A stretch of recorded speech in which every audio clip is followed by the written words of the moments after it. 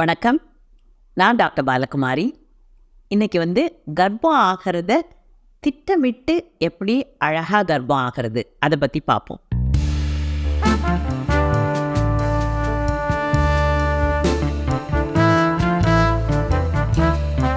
குழந்தை பெற்றுக்கொள்வது என்பது ஒரு அற்புதமான மிக முக்கியமான விஷயம் நமது வாழ்க்கையில். அந்த மாதிரி இருக்கும்போது அதுக்கும் அழகாக திட்டமிடலாம் தானே.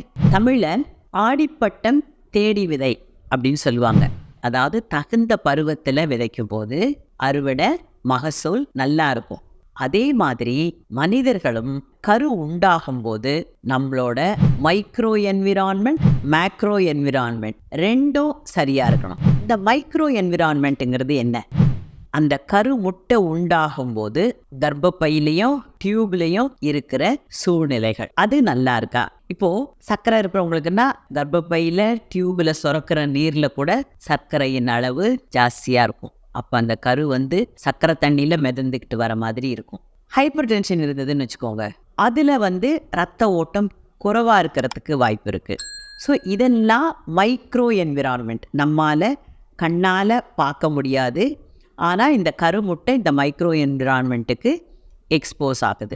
இன்னொன்று மேக்ரோ என்விரான்மெண்ட், நம்ம உடல் ஆரோக்கியம், மன ஆரோக்கியம், பொருளாதார நிலை, இது எல்லாம் நல்லா இருக்கா அப்படின்னு பார்க்கறது தான் மேக்ரோ என்விரான்மெண்ட். ஒரு விஷயம் கண்டுபிடிச்சிருக்காங்க. அதாவது நாம் வளர்ந்தவர்கள் ஆன பிறகு நமக்கு வரக்கூடிய வியாதிகள் நாம் கருவாக உண்டாகும் போதே தீர்மானிக்கப்படுகிறது. அதுதான் ஃபீட்டல் ப்ரோக்ராமிங் ஆஃப் அடல்ட் டிசீஸ்ன்னு சொல்றாங்க.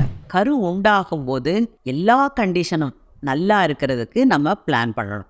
அதனால நீங்க நான் கர்ப்பம் ஆகும்போது உடம்பளவில் மனசளவில் நான் நல்ல ஃபிட்டாக இருக்கணும் அப்படின்றத பிளான் பண்ணிங்கன்னா ரொம்ப நல்லா இருக்கும். இப்போ முதல்ல உடல் அளவில் பார்ப்போம். ஃபஸ்ட்டு வயசு ஐடியலாக 25லேருந்து 30 வயசுக்குள்ள பெற்றுக்கிறது ரொம்ப நல்லது. ஏன்னா அந்த 25 வயசுங்கும் போது நம்ம யூஸ்வலாக படிப்பை முடிச்சிருப்போம், ஏதோ ஒரு வேலைக்கு போயிருப்போம், நமக்கு மனசளவுலேயும் ஓரளவுக்கு மெச்சூரிட்டி இருக்கும். 30 வயசுக்குள்ளாகும் போது நமக்கு நல்ல எனர்ஜி இருக்கும். அதனால அது 25லேருந்து 30ங்கிறது ஐடியல் டைம். ஆனால் 18 வயதுக்கு மேற்பட்ட யாருமே கர்ப்பம் ஆகலாம். 35 வயசுக்குள்ள நம்ம குழந்தை பெற்றுக்கிறத முடிச்சுக்கிறது நல்லது. ஏன்னா 35 வயதுக்கு மேலே நமக்கு உடல் ரீதியாக நிறைய பிரச்சனைகள் வர்றதுக்கு வாய்ப்பு இருக்கு.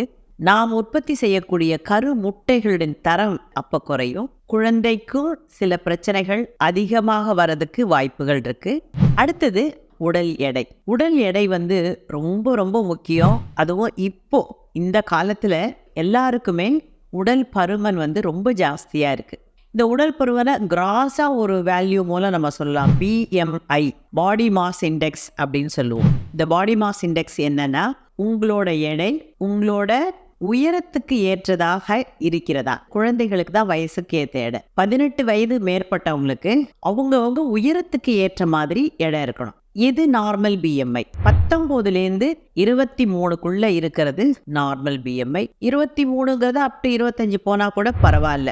அதுக்கும் மேல BMI இருந்ததுன்னு சொன்னா கட்டாயம் உங்களோட எடையை குறைக்கிறதுக்கான முயற்சிகளையும் செய்யணும். ஸோ உடல் எடை அதிகமாக இருக்கிறவங்களுக்கு ப்ரெக்னன்சி காம்ப்ளிகேஷன்ஸ் எல்லாமே ஜாஸ்தியாக வர்றதுக்கு வாய்ப்பு இருக்குது. உடல் எடையை குறைக்கிறதுக்கு ஷார்ட்கட் எல்லாம் கிடையாது. உணவு, உடற்பயிற்சி, இது ரெண்டும் இருக்கணும். அதனால் உங்களுக்கு பீரியட்ஸ் தள்ளி போன பிறகும் எக்ஸசைஸ் செய்யலாம், நீங்கள் முயற்சி செய்யும் போதும் எக்ஸசைஸ் செய்யலாம், யூரின் டெஸ்ட் பாசிட்டிவ்னு வரும்போதும் எக்ஸசைஸ் செய்யலாம். எக்ஸசைஸுங்கிறது ஒவ்வொருத்தருக்கு எது இஷ்டமோ அது செய்யலாம். வெறுமனே ஒரு வாக்கிங் போகிறதா இருக்கலாம், ஒரு ஷட்டில் விளையாடுறதா இருக்கலாம், ஸ்விம்மிங் போகிறதா இருக்கலாம், டான்ஸிங்காக இருக்கலாம். உங்களுக்கு எது பிடிக்குதோ அதை நீங்கள் செய்யலாம். அதுக்கு அடுத்தது நமக்கு ஏற்கனவே உடல் வியாதிகள் ஏதாவது இருந்ததுன்னா அதுக்கு நம்ம ட்ரீட்மெண்ட் எடுத்துக்கணும். இப்போ சில பேருக்கு வீசிங் இருக்கும், சில பேருக்கு ஃபிட்ஸ் இருக்கும், சில பேருக்கு தைராய்டு ப்ராப்ளம் இருக்கும், சில பேருக்கு சுகர் இருக்கும் சின்ன வயசுலேயே, சில பேருக்கு பிபி இருக்கும். இந்த மாதிரி பிரச்சனை இருக்கிறவங்க அதை சரி பண்ணிக்கணும். சில மருந்துகள் நீங்கள் கர்ப்பம் ஆனாலும் கண்டினியூ பண்ணுற மாதிரி இருக்கும். அதனால் குடும்ப நல டாக்டர்னு இருப்பாங்க இல்லையா, அவங்கள்ட்ட பார்க்கும்போது நான் இப்போ இந்த இருக்கிற நிலையோட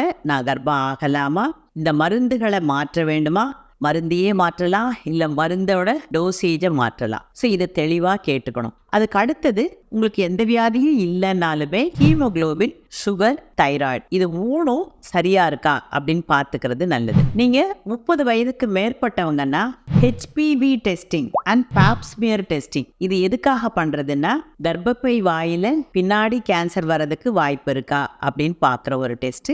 இந்த டெஸ்டையும் செய்துகிட்டு அதுக்கப்புறம் கர்ப்பம் ஆகிறதுக்கு முயற்சி செய்யறது நல்லது. அதுக்கப்புறம் ஃபோலிக் ஆசிட் அப்படின்னு ஒரு மாத்திரை எடுத்துக்கிறது நல்லது. இந்த மாத்திரையினால எந்த கெடுதலும் கிடையாது. இது ஒரு வைட்டமின் மாத்திரை. அதுக்கு அடுத்தது நீங்கள் சில வேக்சினேஷன் தடுப்பூசிகள் போட்டுக்கிறது நல்லது. HPV vaccine, human papilloma virus vaccine. இந்த வேக்சின் 3 டோஸ் போட்டுக்க வேண்டியிருக்கும். இந்த கல்யாணத்துக்கு முன்னாடியே போட்டுக்கிட்டிங்கன்னா ரொம்ப நல்லது. அடுத்தது சிக்கன் பாக்ஸ், MMR. இந்த சிக்கன் பாக்ஸ், MMR இதெல்லாம் நம்ம ஊரில் இன்னும் காமனாக இருக்குது. இந்த ஊசிகள் தடுப்பூசிகள் போட்டிங்கன்னா அடுத்த 2 மாதத்துக்கு கர்ப்பம் ஆகாமல் அதுக்கு பிறகு ஆகிற மாதிரி பார்த்துக்கோங்க. ஸோ இதெல்லாம் உடல் அளவில் நம்மளை தயார்படுத்திக்கிறது. அடுத்தது மனசளவில் இந்த காலத்தில் எல்லா பெண்களுக்கும் நிறைய சுதந்திரம் இருக்குது. சுதந்திரமாக நீங்கள் எல்லாத்தையும் வெளியில் போகிறது எல்லாத்தையும் அனுபவிச்சிட்ருக்கிறீங்க. சில கட்டுப்பாடுகள் கர்ப்பம் ஆன பிறகு வரும், குழந்தை பிறந்த பிறகு வரும். ஸோ அதுக்கு நம்ம மனசளவில் தயார்படுத்திக்கணும். ப்ளஸ் இது ஒரு கூடுதல் பொறுப்பு இல்லையா? இந்த கூடுதல் பொறுப்புக்கு நீங்கள் தயாராக இருக்கிறீங்களா, உங்கள் கணவர் தயாராக இருக்காரா அப்படின்றத கேட்டுக்கோங்க. அதுக்கு அடுத்தது பொருளாதார ரீதியாக நீங்கள் தயாராக இருக்கிறீங்களா? இப்போ குழந்தை வளர்ப்புங்கிறது ஒரே குழந்தையாக இருந்தால் கூட அதை வளர்க்குறதுக்கு நமக்கு நிறைய செலவாகுது. ஸோ இந்த செலவுகளுக்கு நாம் தயாராக இருக்கிறோமா, அதற்குரிய வருமானம் நமக்கு இருக்கா அப்படின்னு பார்த்துக்கிட்டோம் நீங்கள் கர்ப்பம் ஆகிறது நல்லது. வளமோடு நலமோடு நல்லபடியாக குழந்தை பெற்றுக்கிறதுக்கு வாழ்த்துக்கள்.